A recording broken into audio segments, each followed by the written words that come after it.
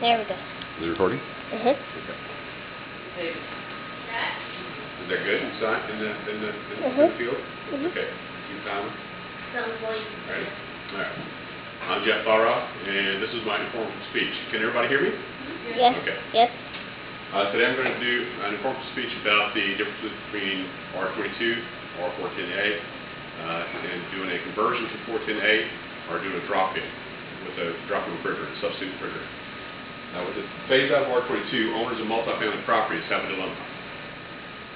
Do they spend potentially hundreds of thousands of dollars converting over to 410A, or do they find a drop-in refrigerant? If they switch over to 410A, that will make their warranties, their manufacturer warranties, null and void. Why are we doing this? We're having to switch over to a different substitute, to a different refrigerant, or a different type of HVAC unit because of the Montreal Protocol. This was signed in 1987. It deems that the R22 units, the older units, are leaking HCFCs.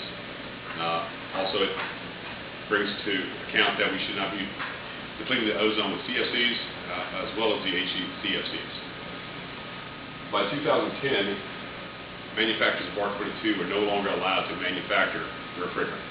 As of 2010, the only refrigerant that can be sold, the only R22 refrigerant that can be sold is what's in stock or what has been recycled from old units. Often enough, the old units of these complexes, as they're being changed out, the maintenance guys are vacuuming the old R22, putting it in an old canister, and recycling for repair units later on down the road. The first concept is R22 to 410A. That's the first theory that everybody wants to go with. According to the EPA, it is deemed the most environmentally friendly refrigerant out there. There are no CFCs or HCFCs in the compound, in the chemical. Therefore, it's not harmful to the environment, even if there were a leak in the coil, and it does go into the ozone. R22 has been around forever. It's been the primary HVAC refrigerant. The majority of the guys that I work with on a day-to-day basis, the maintenance guys that I work with, are very familiar with HVAC, R22. They know how to work on it. They know how to repair it, which is key. If a unit goes down, they know how to replace the coil, or to repair a capacitor, or to patch a line versus change out the whole condenser. So they keep their costs to $40, $50, maybe $100 versus $1,000 to chase out the condenser. There are many manufacturers out there that produce R22, or that were producing R22 units. That obviously drives down prices. For 410 units, there aren't as many manufacturers, which is keeping the price sky high. Not only for the units, but for the air handlers, which is the inside unit, and as well as the chemical, the refrigerant. Unfortunately, because, like I said, the HCFCs, because of the possibility, because of the possibility of the coil leaking and harming the ozone layer, we can't use the R22 anymore. 410A, again, it is deemed the environmentally safe refrigerant out there, but it is relatively new and still expensive.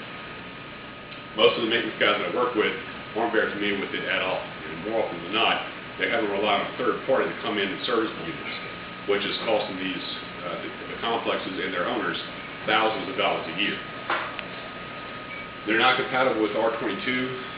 In other words, if you switch over to from an R22 unit to a 410 unit, you're having to flush the line, change the line set, change the air handler, change your condenser. You're having to change everything. This is potentially costing $5,000 to $6,000 per unit.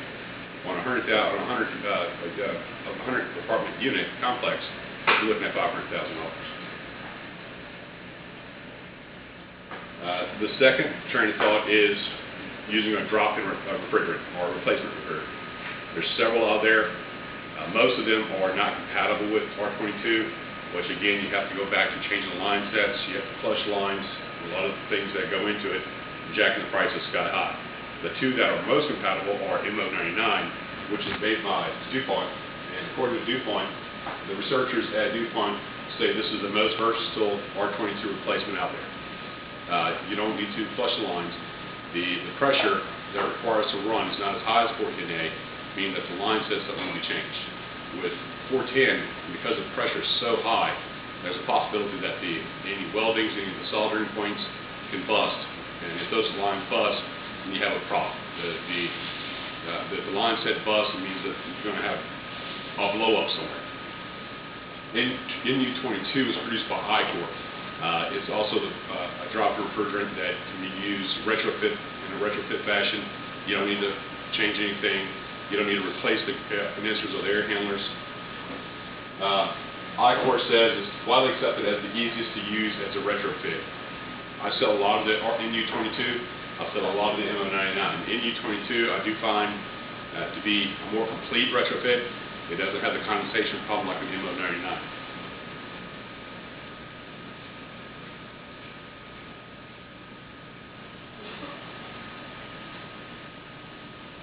Financial impact. What does this ultimately mean to these complexes? The first problem is if you convert your whole system to a 410A unit, you're looking at $5,000 to $6,000 per unit. For a complex manager or for a complex owner, a multifamily complex owner, you have to take that into consideration. $5,000 per unit.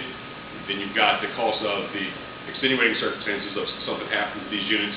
You have to hire a third party to come in and service it, refill it, anything that needs to be done with it, because their maintenance guys aren't familiar with it enough to at least fix it. Using a drop-in that's not compatible, you still run into a problem. It means you have to change the line set, you have to flush the lines, potentially change the Schrader valves, which could be $1,500 to $2,000 per unit. Again, making a price, it's just not feasible. It's not a feasible option. The third, and most feasible, is using the MO99 or NU22, or some other retrofit type of refrigerant that doesn't need to be doesn't have to have line sets changed or have to have the lines flushed. It is an inexpensive fit so far. The problem with this idea, this train of thought is, again, it does make the manufacturer's warranties null and void. If I install a unit and I put